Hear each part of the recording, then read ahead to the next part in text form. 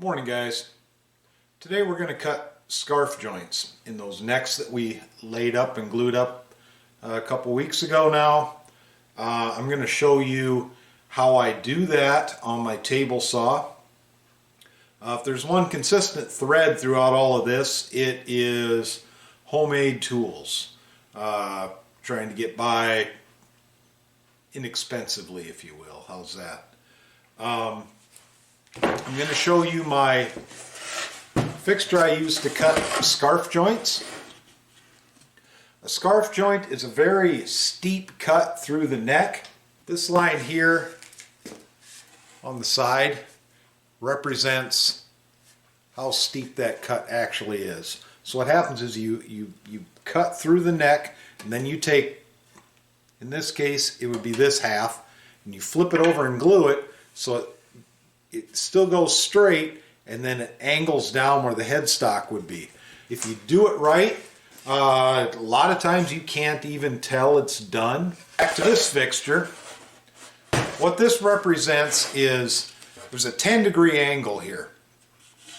This runs in the channel on my table saw. Your neck will get clamped to it like thusly, and it'll run through the table saw and it'll cut an angle through the neck. Very steep angle. Unfortunately, my table saw doesn't cut all the way through, so I always have to finish the last little bit with a handsaw. Not a big deal, a little bit of sanding.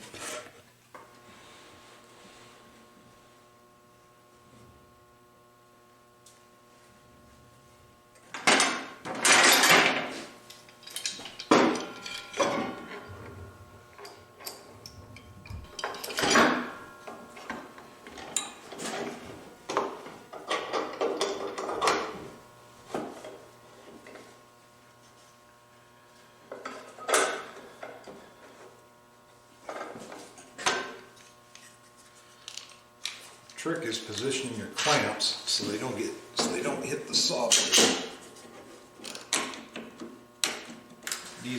These clamps are plastic, so somehow I do screw up. Should cut right through it. Shouldn't cause me any problems. Here we go.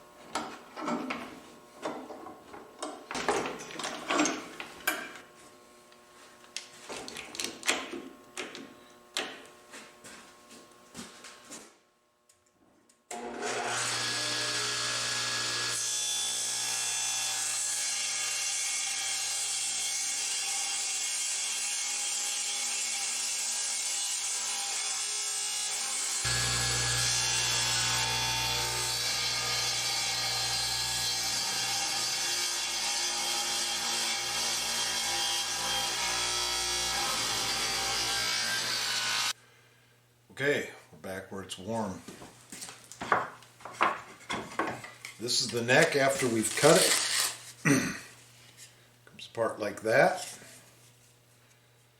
You can envision the steep angle. You just saw it run through there. Comes apart. So then you take this piece, flip it over, and there you go. You've got your fall to your headstock. You'll line it up here. I'll show you the fixture I used to glue that here in a little bit.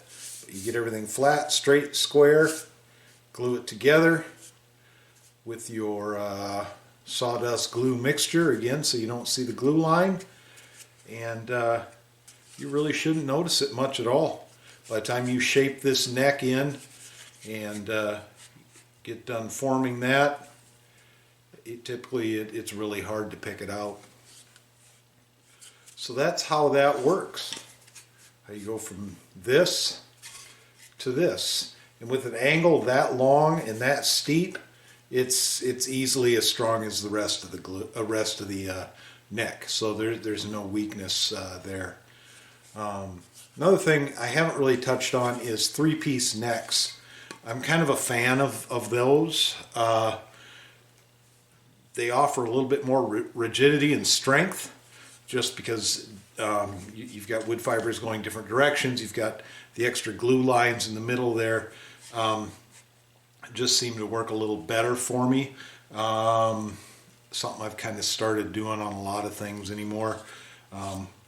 That's not to say that one-piece necks are somehow flawed, but I just think this is a little bit of an improvement. Okay, as we've discussed before, glue and sawdust gives you that nice hidden joint. And we come in here and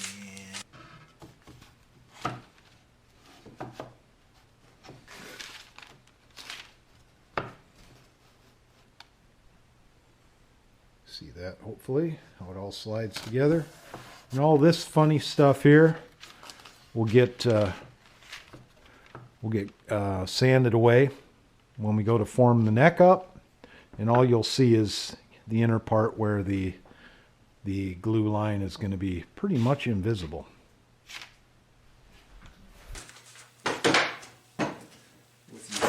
With your third hand,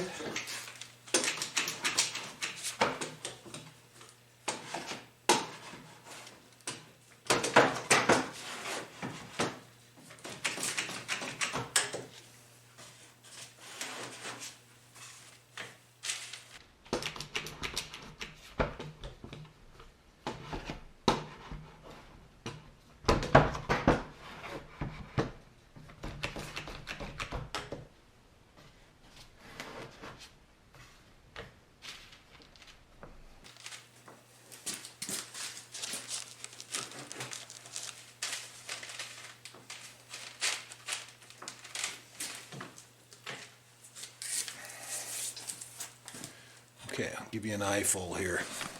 We'll come back, we'll clamp this all right here, get some really nice glue ooze out throughout here, and then when it's dry, we'll take it apart, start shaping this neck up.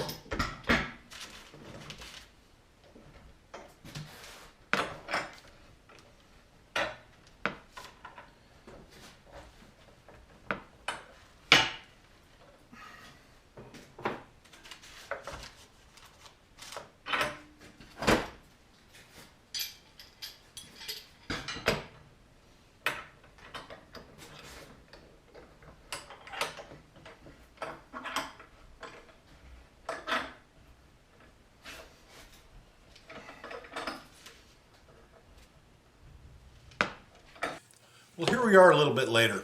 Got the neck out of the fixture, glued up really good, nice and smooth, lots of glue ooze out, looks exactly like it's supposed to. Tune in next week. I think we'll probably do some shaping on these things, start making them actually look like guitar necks. Don't be afraid to hit that subscribe button. See you later. Bye. What, buddy? How you doing, huh?